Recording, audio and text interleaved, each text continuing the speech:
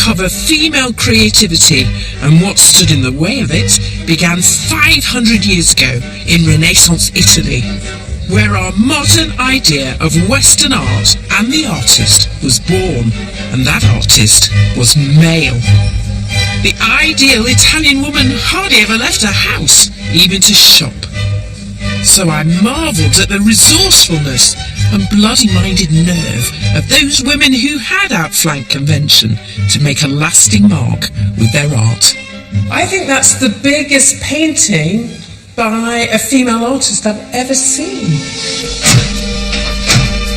By the 18th century, it was Britain that led the world in wealth, industry and innovation.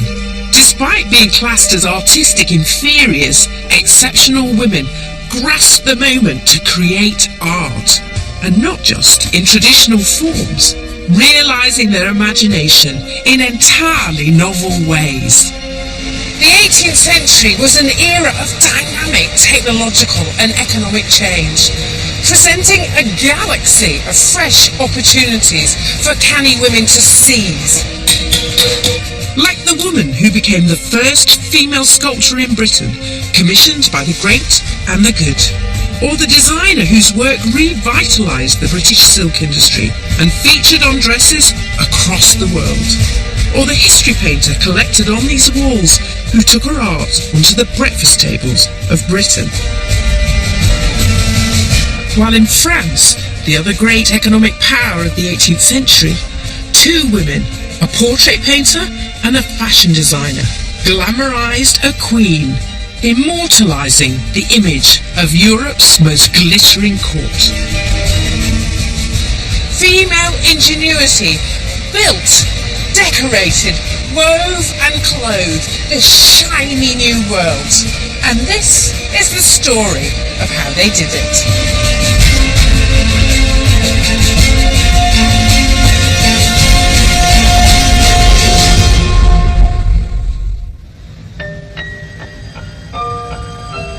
At first glance, though, the female contribution to the image of Georgian Britain seems slight. The architecture and art of this period look like a monument to the talents of men. Palatial houses designed and decorated by architect Robert Adam. Walls gleaming with the oils of Joshua Reynolds and Thomas Gainsborough define the age. But what I see is a landscape shaped and styled by women and blanketed with their work. From tapestry and embroidery to watercolours and miniatures to entire interiors, a world in themselves.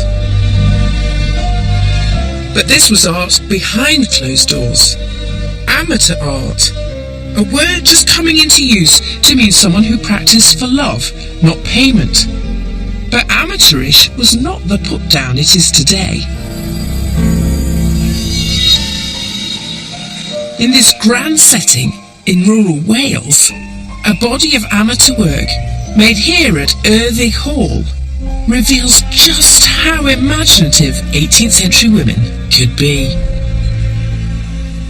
This is one of the most surprising objects I've ever seen created by a female amateur. It's literally fantastic.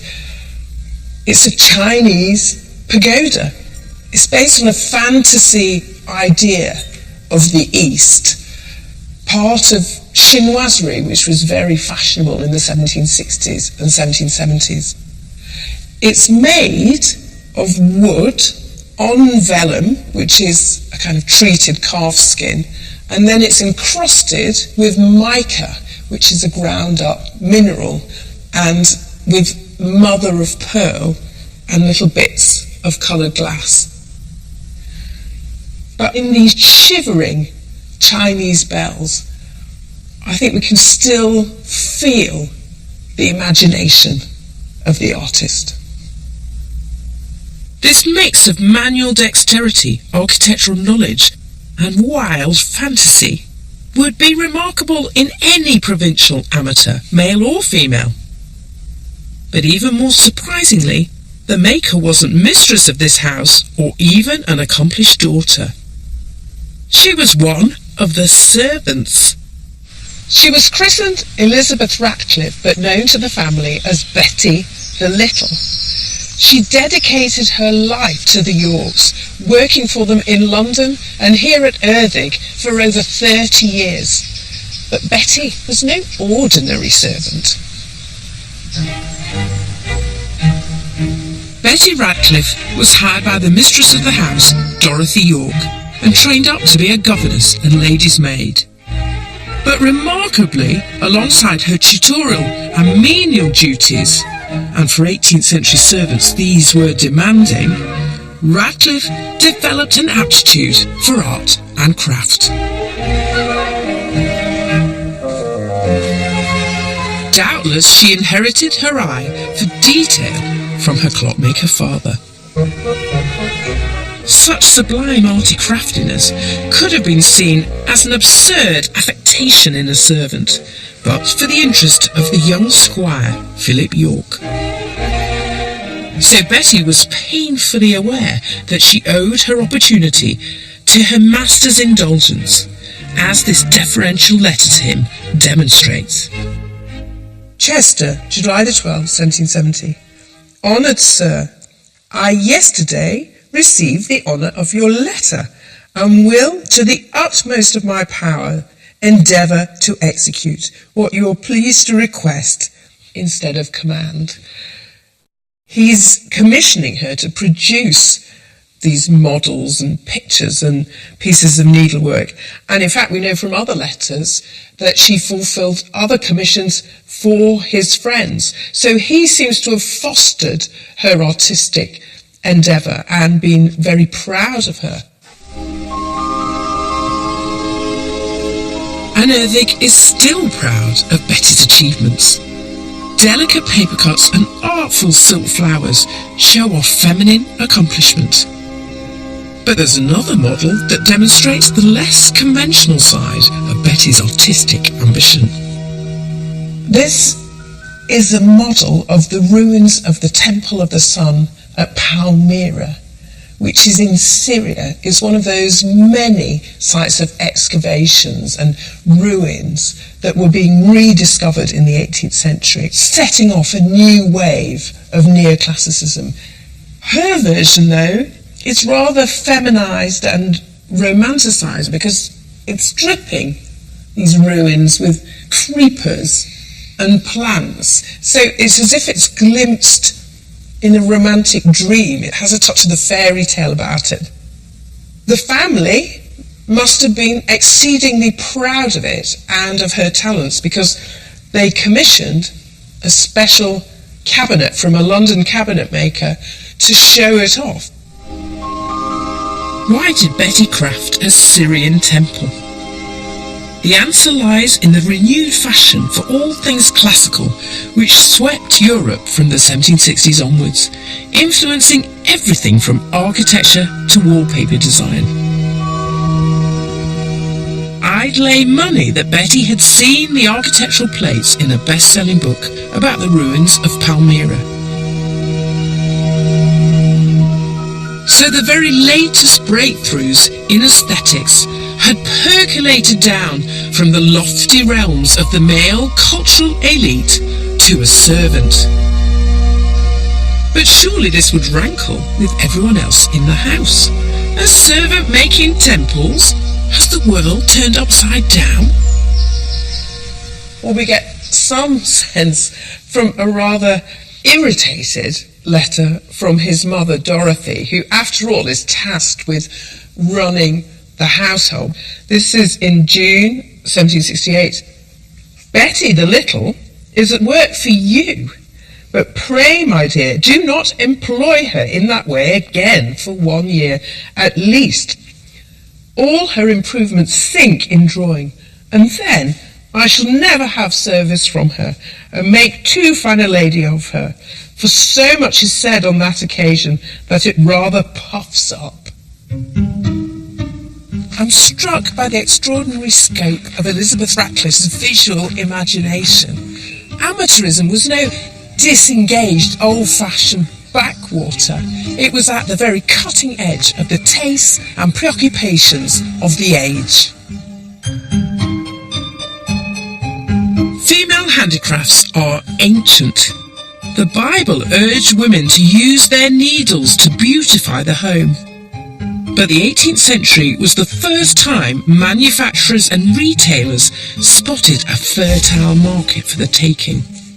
And just like today, with a neat box of watercolours or a craft kit, almost anyone with time and spare cash could have a go.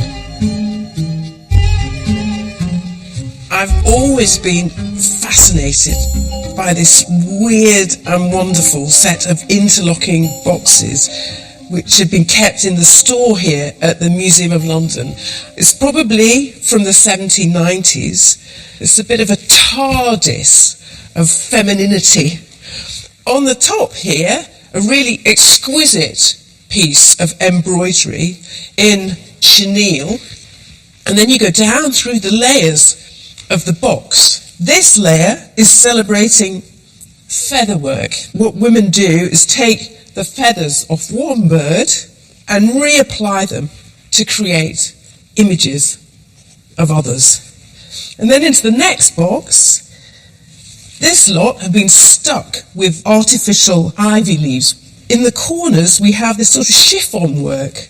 And then the final box, here this is cut spangles which can be bought in leaves, and then you cut it out for yourself and make a pattern and then sew it on.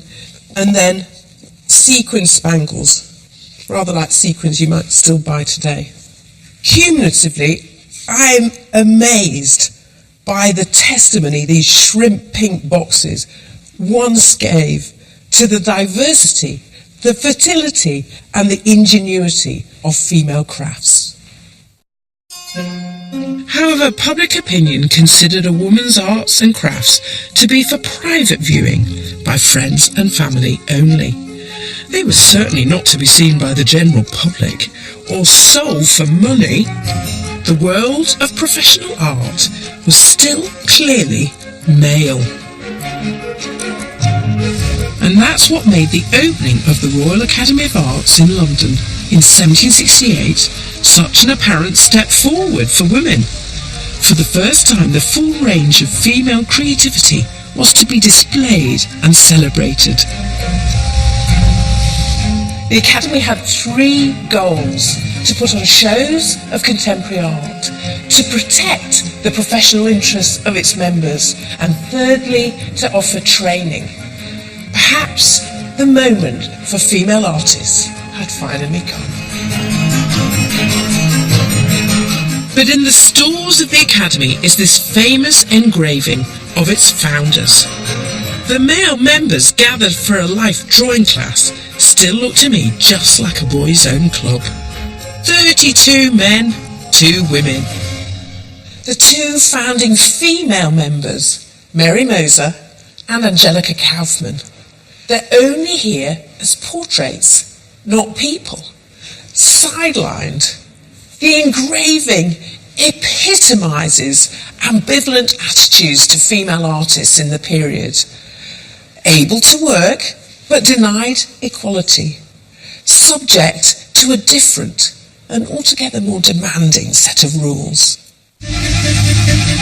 Initially, the Academy made an open call for art to show at its annual exhibitions, and that did include women's crafts. But within just 1 year, the type of art that women practiced to perfection posed a threat to the prestige of the fledgling institution. I've got here the minutes of the members of the Academy. For the 9th of April 1770, there's clearly been some internal argy-bargy. Resolved that no needlework, artificial flowers, cut paper, shell work, or any such baubles shall be admitted into the exhibition.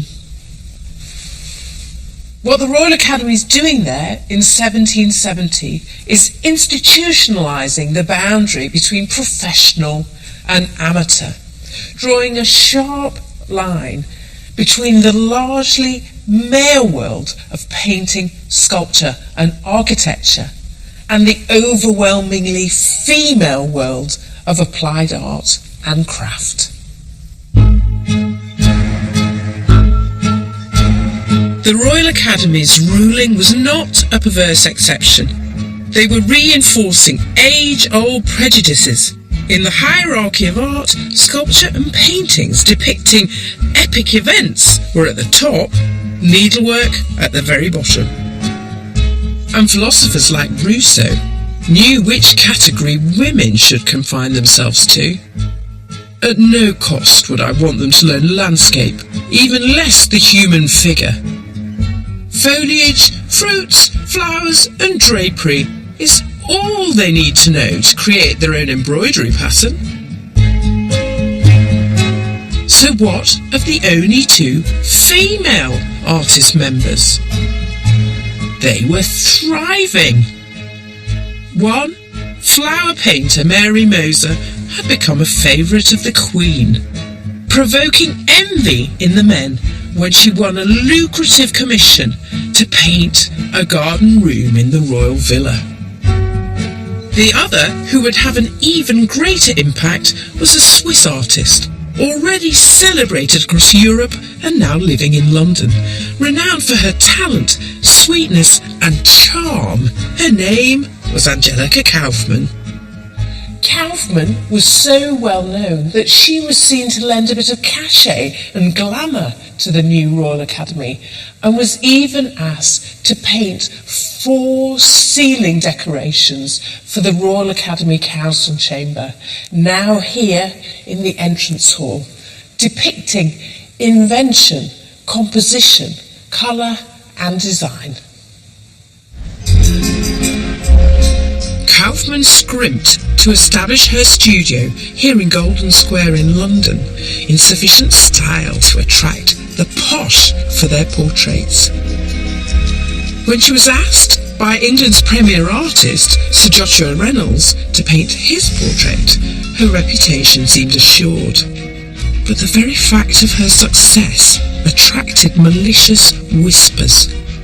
Virtually every artist she associated with was rumoured to be in love with her, including the eminent Sir Joshua, fueling the suspicion that Angelica owed her career more to flirtation than to talent. Given her prodigious celebrity, though, it's easy to overlook the sheer scale of the challenge she faced. To be truly acclaimed a great, she had to master history painting, the most prestigious genre. But here, she confronted her toughest obstacle.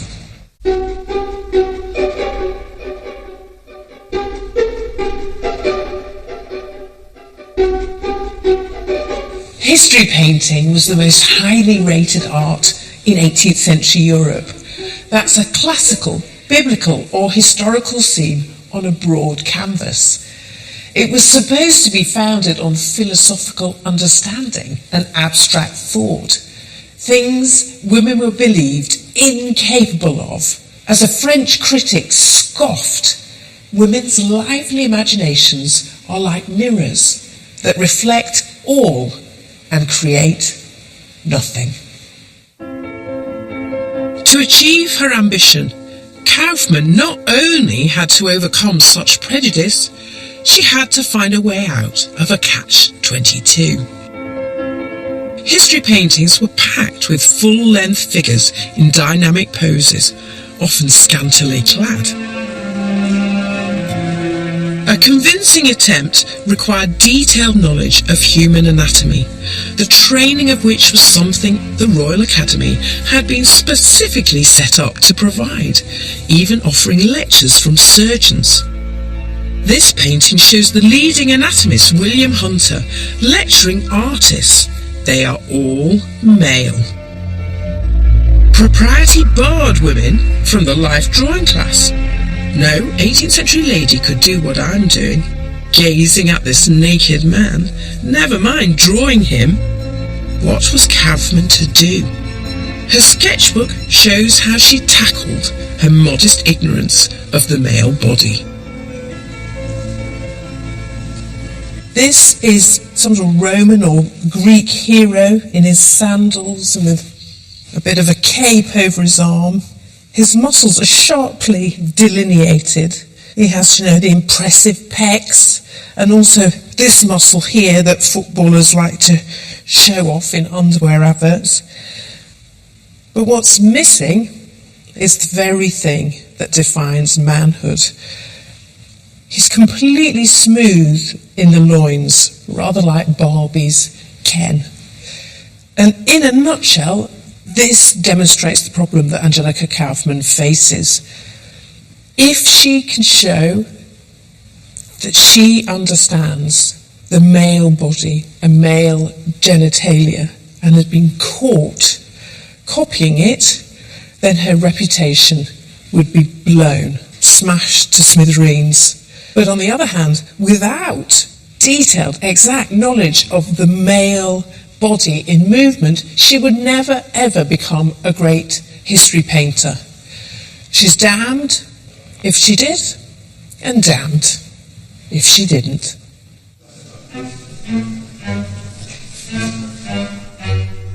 Kauffman was not prepared to risk her reputation and restricted herself to sketching sculptures, a poor second to flesh and blood bodies. But ingeniously, she managed to make a virtue of that necessity.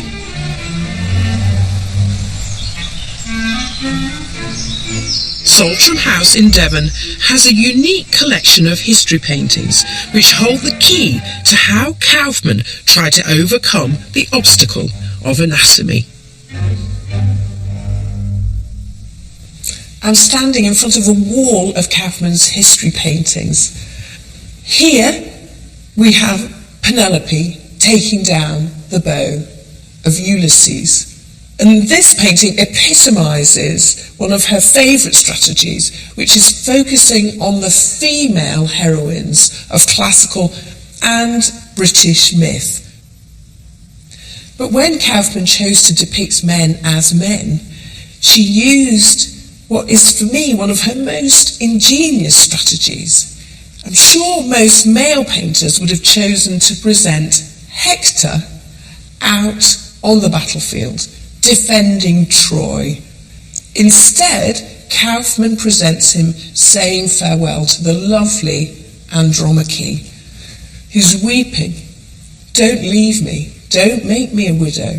Don't make our son an orphan. Perhaps men wanted blood and guts in their history paintings, but ladies preferred something altogether softer and more sentimental for their homes. In this way, Kauffman feminized the genre and changed art history in the process. But her reputation has suffered since because of the weakness of her anatomical knowledge, which the Royal Academy had not helped her rectify. And if painting in the grand manner was difficult, without training in life drawing, another art form, sculpture, would surely be impossible. Not quite. In 1784, a sculpture by a woman was accepted for exhibition by the Royal Academy. So how on earth did she manage it? Anne Seymour Damer was unconventional, self-reliant, cosmopolitan and privileged, and she drew on all these advantages to take on the ultimate male preserve in art and emerge as the first female sculptor in Britain.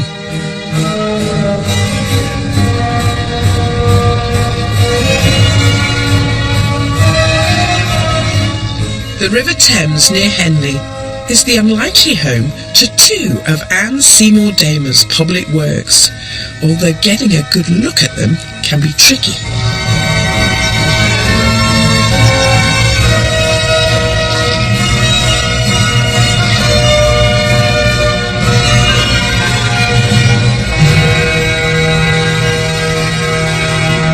Damer carved the two keystones on either side of Henley Bridge in 1787.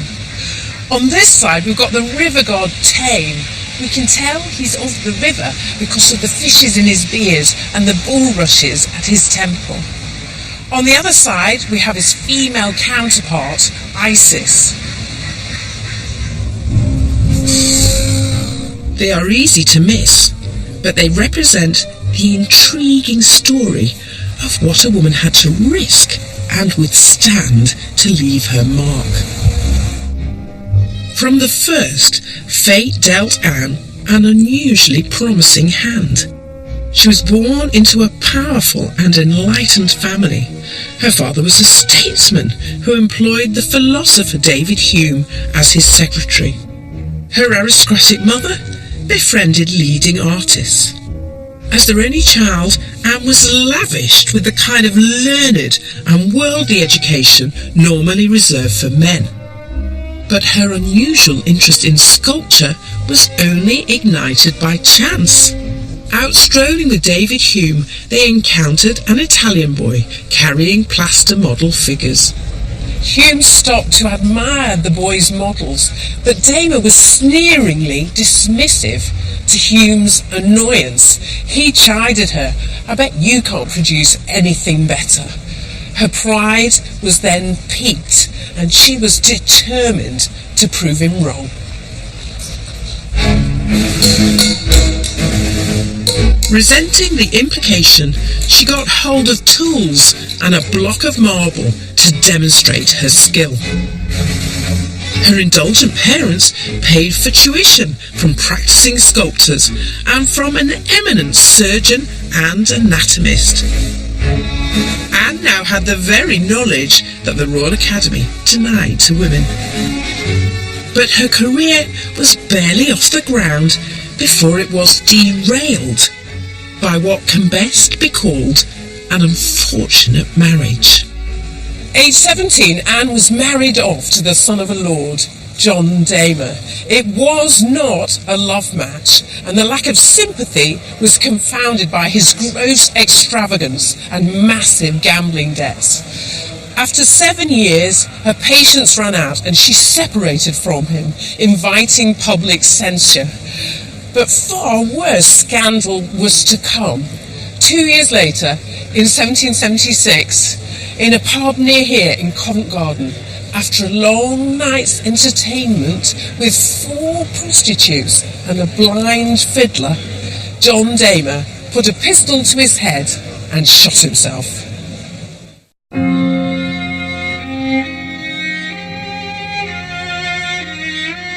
Rising from the ashes of scandal, it was in widowhood that Anne Damer's career began to take off. The style she adopted was neoclassicism, as befitted her avid study of Latin and Greek. This is a marble bust of the actress Elizabeth Farren in the guise of the muse of comedy and idyllic poetry, Thalia.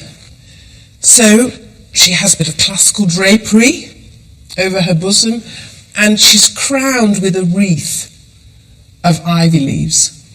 So in many ways, this is quite a conventional bust. But remember, it's created by a woman, and a formidably educated woman at that. And Damer wants to make sure that point is remembered. So she's chiselled on the side, in Greek, Anna Damer of London made me.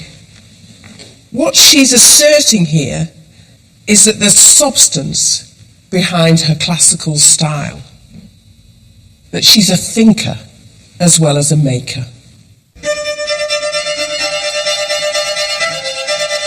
The bust was praised, but Damer, going on to further works, was now encroaching on the territory of her male contemporaries, and they responded, and not with any generosity. Gossip bubbled about her appearance. One painter, Joseph Farrington, reported in his diary in 1798, "The singularities of Mrs. Damer are remarkable. She wears a man's hat and shoes and a jacket also like a man's. Thus she walks about the fields with a hooking stick. he insinuated that her close friendships with women were sapphic. Claire, what is this? So this is a bust of Mary Berry, who was Anne Seymour Damer's great friend and a respected amateur writer in her own right. What's rather lovely about it, though, is on the headband she's inscribed their names, Maria Berry and Anne Seymour Damer. They seem to have been soulmates together. They write incredibly charged letters to one another, and they certainly seem to have seen each other as their main source of support and emotional comfort. Clearly, there was some passionate attachment between the two of them. You know, whether or not it's a sexual attachment, you know, I suppose who can know? That's the big question in the 18th century. And these rumours originally appear in the press in the 1770s with scurrilous poems saying about how fair Italia's maids have felt the pressure of her hand, the pressure of delight. So, I mean, they're quite full on. Yeah. Maybe these accusations about her sexuality are more to do with a deep cultural uncomfortableness with the idea of a professional woman sculptor. The scandal around Damer only grew when in 1789 her skills put her in the firing line once again. She accepted a significant commission for the exterior of the Drury Lane Theatre, a statue of the god Apollo, the male body in public and 10 foot high. Her Apollo no longer exists, but what remains is the scurrilous cartoon it provoked. Damer is depicted carving the naked bottom of her Apollo and wielding her mallet with emasculating force, while prudish classical figures look on, hiding their genitalia, worried for their own manhood. The cartoon was humiliating, but Damer had fought too hard to be dissuaded by mockery. She went on to model national hero Admiral Nelson, and even King George III himself. And the Royal Academy showcased 34 of her works over 3 decades. So Anne Damer stands as one of the few female artists whose work could actually be seen by the 18th century general public. Another one was, of course, Angelica Kauffman, who had already achieved her place on the male-dominated gallery walls, but had ambition that lay way beyond them. She had a shrewd understanding of the new technologies and the untapped markets for art they could open up. A good printmaker herself, Kauffman saw the revolutionary power of reproduction. A single etching or engraving of her work could be printed off in the hundreds, seen in any print shop window on the high street. The marketplace for decorative art was also ripe for the taking. Angelica Kauffman, mass-produced in 3D. This decorated porcelain represents the very top end of her merchandising. These are German, from Meissen, and this is from Worcester in England.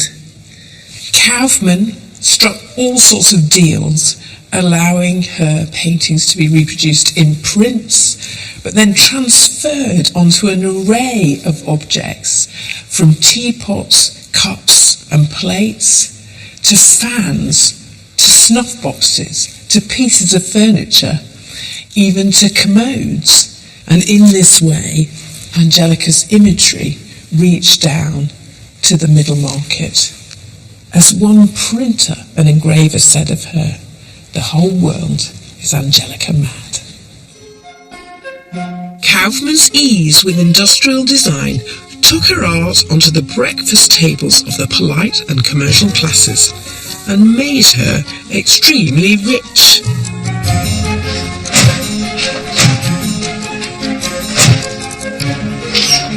Manufacturing and trade drove art in new directions.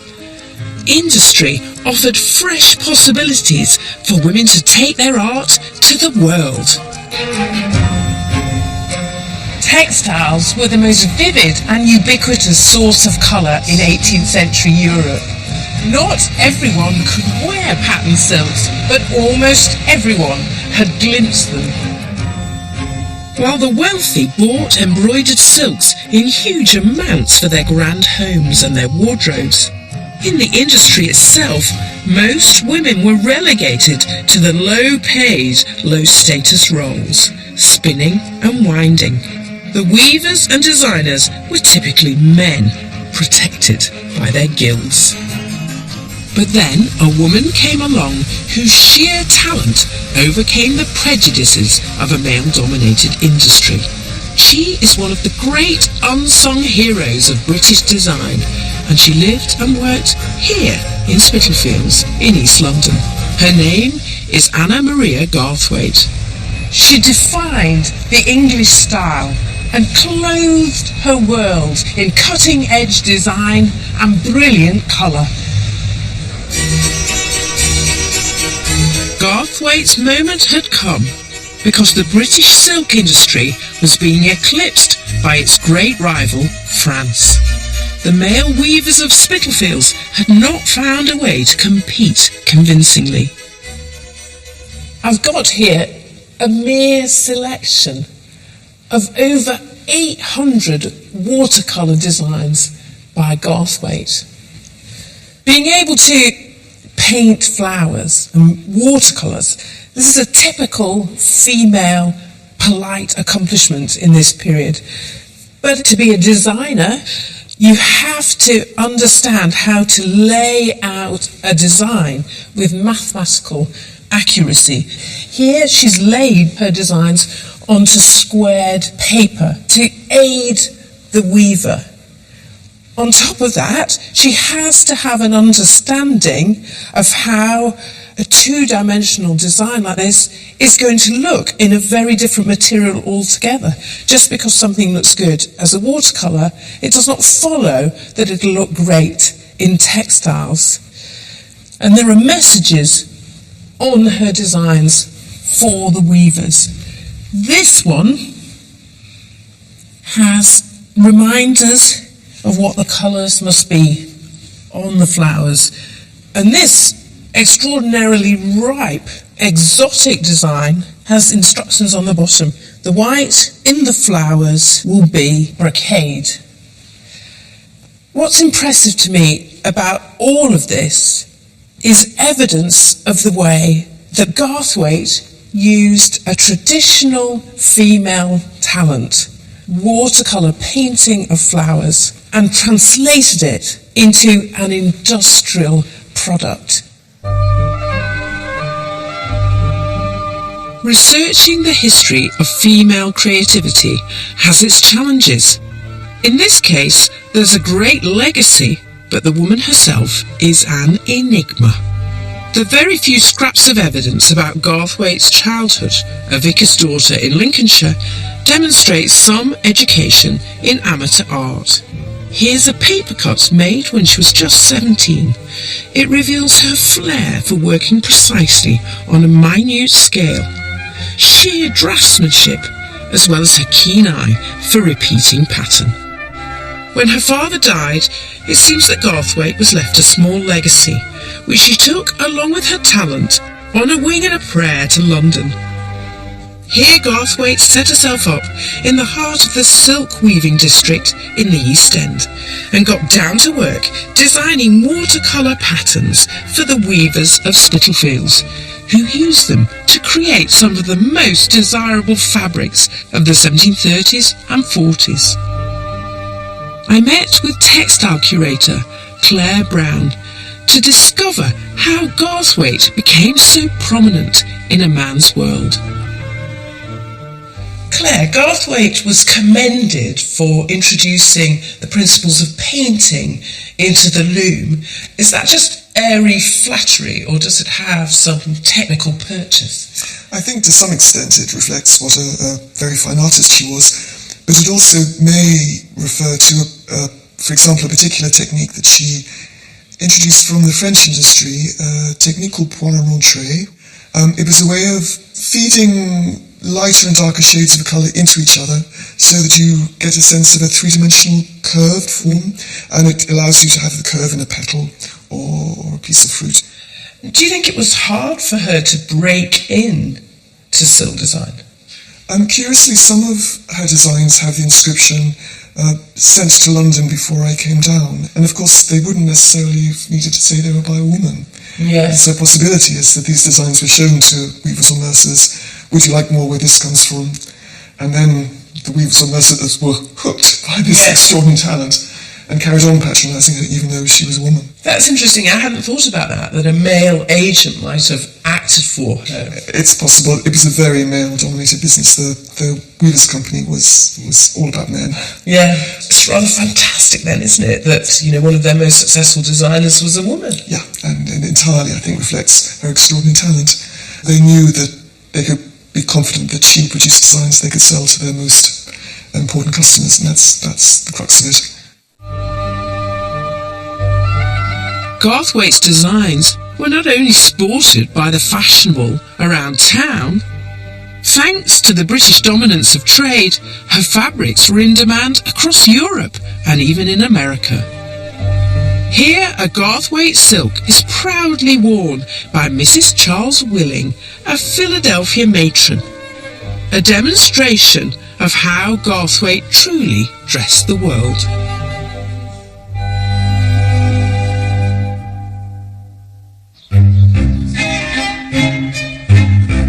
While Garthwaite was revitalising a key British industry, in northern France, a young woman was growing up in obscurity. She would go on to use her imagination to revolutionise the defining industry of the French. Her story leads us to the most fabulous court of the 18th century, that of Louis XVI and Marie Antoinette. Her name was Rose Bertin. Now, you may not have heard of her, but she ingeniously built herself into the world's first celebrity fashion designer. If it wasn't for Bertin, Dior and Chanel would never have existed. And Paris might never have become the undisputed capital of fashion. Yet Bertin's start in life in no way suggested the glittering possibilities to come. Born into an artisan family in Picardy, at 9, Bertin was apprenticed to a dressmaker to learn the mysteries of a trade for centuries the preserve of men. In the late 17th century, bands of intrepid seamstresses broke the male monopoly on dressmaking, earning the right to cut and construct clothes for women and children, establishing their own all-female guilds. Within a century, the canniest had established themselves as flourishing businesswomen, not sweated labour. Adept at predicting aesthetic change and able to capture the zeitgeist in clothes. With women now having the right to dress women, Bertin followed her dream to Paris, and aged just 16, charmed her way into a chic fashion emporium. Her inventiveness in trimmings and her ability to attract noble patrons served her well. The female proprietor of the shop invited her into partnership. In 1770, Bertin got financial backing from an aristocratic client to go solo. Rose Bertin's shop was on the Rue Saint-Honoré. She called it Le Grand Mogol after a famous diamond, a title that was glittering with exoticism and exclusivity. It was made, the exterior, of marble, faux marble in lemon and lavender. Inside, it was decorated with portraits of her royal clients from all across Europe. Bertin displayed literally hundreds of fully trimmed outfits. So what was her secret? I've come to meet designer Fanny Wilkes, who specialises in recreating historical fashions. to find out just what it was that made Bertin such an innovator. Fanny, you modelled for us two different kinds of looks, and I can see that this is a formal court dress, and this is for more informal, I would think, afternoon wear. What did Rose Bertin do differently on a dress like this? What marked her out from her competitors? She finds new models, she finds new shapes, new materials, new colors, new matching between all the accessories and the heart. It was possible for her to work with dresses like empty canvas. She put a lot of jewels, trims, laces, feathers, a lot of things that made the dress much more beautiful. So really she is what we might think of as also as a stylist, in the kind of Hollywood sense of a stylist. Yes. Somebody not only dresses, but the walls. Yeah, the tout ensemble. But Bertin's ambitions lay beyond just fashioning the nobility. This low-born artisan had set her eyes on impressing a future queen. When the young Austrian Princess Marie Antoinette arrived in France in 1770, she was accused of being dowdy. Bertin saw her chance and through one of her aristocratic clients secured an introduction. From that moment, a new collaboration was born. Marie Antoinette's dowdy days were behind her. Fashion and history were set on a new and momentous course. Shortly after they met, Marie Antoinette invited Rose Bertin behind the scenes to her own private apartments. And so it was here, not in the grand formal bedroom, that they had their bi-weekly meetings to design her entire look and to perform the fittings.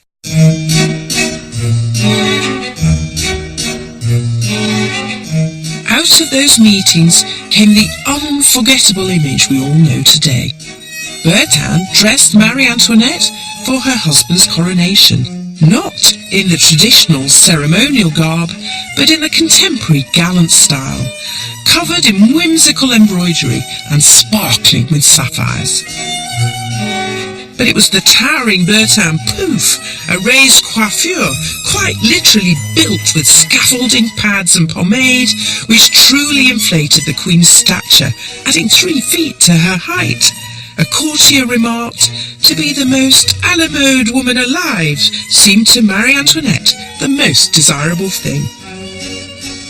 The young Queen had become a walking art installation, and the architect of all this, Rose Bertin, demanded full recognition for her genius. Challenged by a client's husband about the whopping size of her bill, Bertin reportedly brushed him off, comparing herself to a fated male painter and querying whether he was only paid according to the size of his canvas and colours. If his fee was not based on the price of his materials, then why should hers be? Bertin had grasped something that women striving in a creative field had to learn: the importance of the right persona. Was she really that arrogant? We can never know. But clearly she recognised the signal importance of projecting a memorable personality and titanic self-belief. The prototype of the demanding empress and diva of fashion was born here.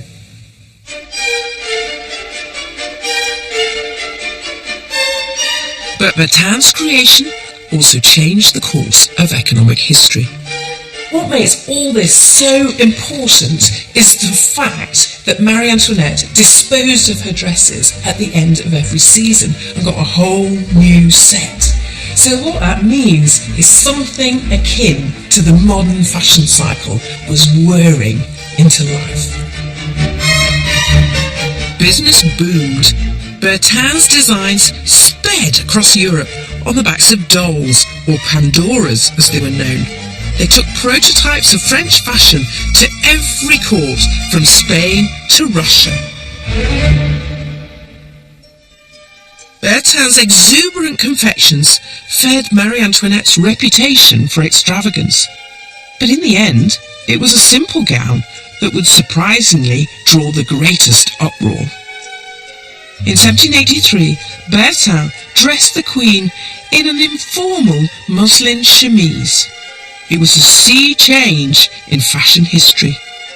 All over Europe, women abandoned their stiff, formal silk dresses in favour of lighter, less structured clothes made out of Indian cottons. But to the French public, it looked as if the Queen was displaying her underwear. It was an insult to France itself. The silk industry was up in arms at the betrayal.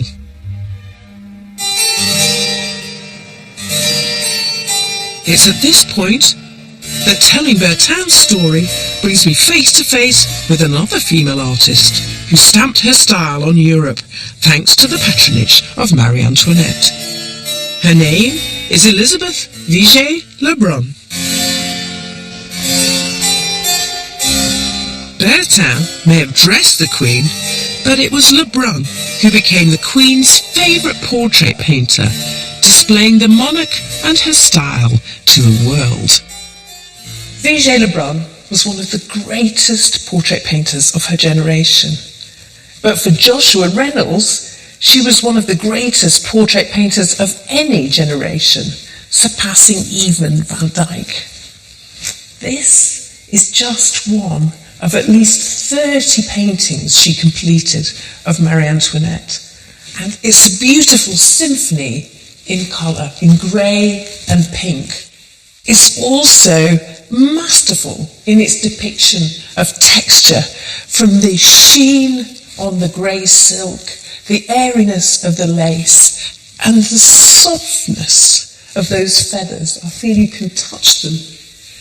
But above all, what she's managed to do is transform a really rather plain queen into a vision of ravishing, radiant, enchanting prettiness. From the outset, Vigée-Lebrun had a number of advantages.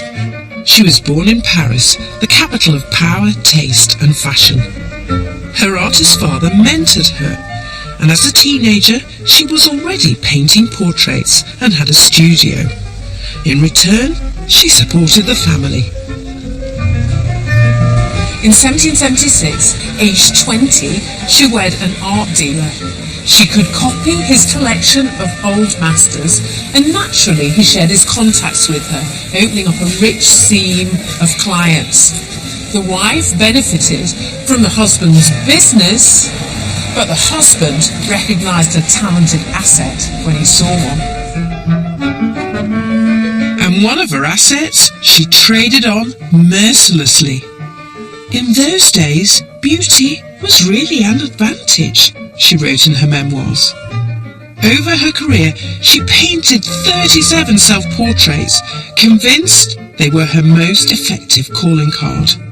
Vigée-Lebrun even credited this one with gaining her entry into the prestigious French Academy, aged 28. But she was far more than just a pretty face. She had an inspired ability to read the cultural zeitgeist.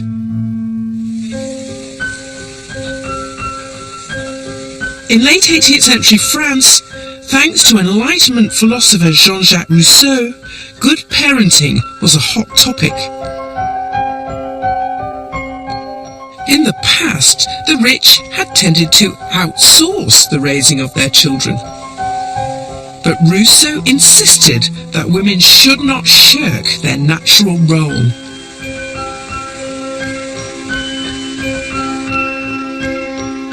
Vigée-Lebrun cleverly reflected and shaped these ideals in a sentimental style of portraiture. And she started with herself and her daughter Julie. Madonna and child, tender, informal, but for me a bit too saccharine. She's responding here to Rousseau's call for a return to the maternal, the dutiful and the natural.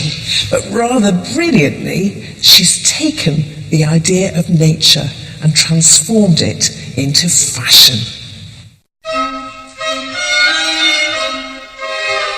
But one maternal portrait challenged Vigée-Lebrun's skills to the maximum.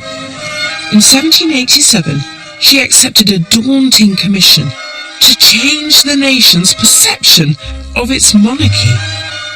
The task to present Marie Antoinette not as a flamboyant queen, but as a compassionate mother. With the storm clouds of revolution gathering, this was fundamentally a political portrait. The aim of this huge painting is to save the Queen's reputation. So the Queen, by this point, has already developed a reputation for ostentation, excess, and there's a lot of criticism of her finances, isn't it? Yes, absolutely. Because Marie Antoinette was so much hated, the intention here is to make her look simple and serious. This is why you have the jewel casket at the back, making a reference to a Roman episode. It's the story of Cornelia, mother of the Gracchi. When asked by a friend to show her jewels, Cornelia said that her only jewels were her children, and she presented her children, which is exactly what Marie Antoinette is doing here. She's putting forward her children, her three children. But I think what's also interesting is that it shows that Vigée-Lebrun can fulfill a very complicated brief. She really thought about the message that the painting should convey. But given the bankruptcy of royal finances, it would take more than a portrait, however brilliantly executed, to rescue the reputation of the French Queen.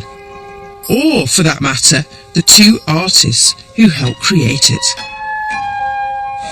Critics saw these women as feeding the Queen's taste for ostentatious luxury, flaunting exquisite excess while the state went bankrupt.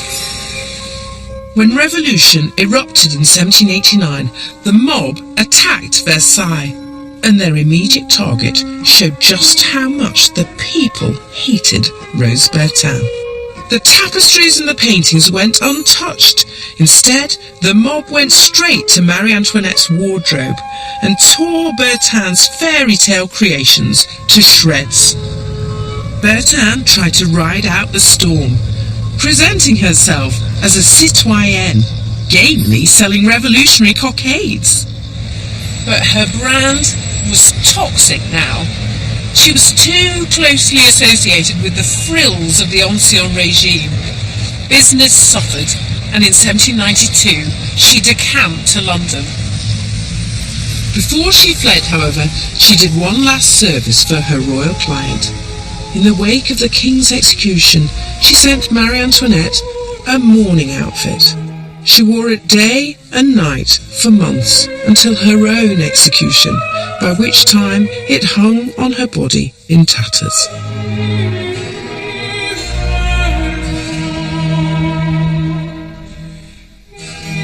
Bertin opened a modest shop in London, hoping to recover her debts, but it came to nothing. Her moment had passed, yet her legacy lives on. She had established Paris as the capital of haute couture, and not even revolutionaries could take that away. For Vigée-Lebrun, however, the outcome of the revolution was very different.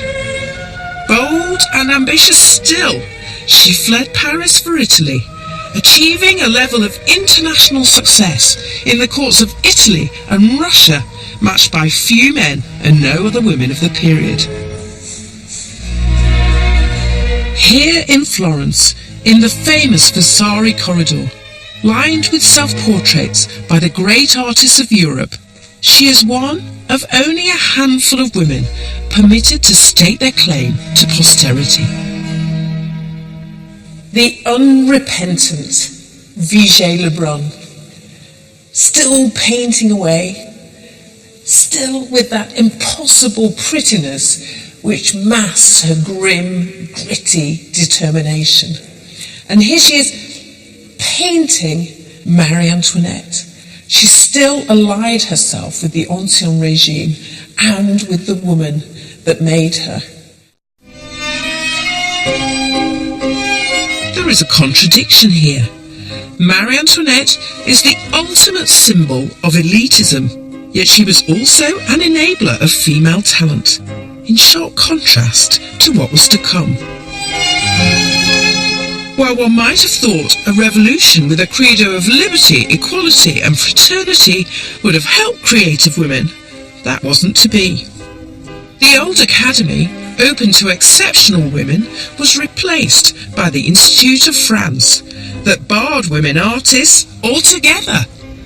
It's one of the great ironies that the Ancien Regime was actually more receptive to female creativity than the Republic, because revolutionaries, despite their egalitarian rhetoric, are often invincibly sexist. The story of women and art is no simple onward march to formal recognition. There were setbacks as well as breakthroughs.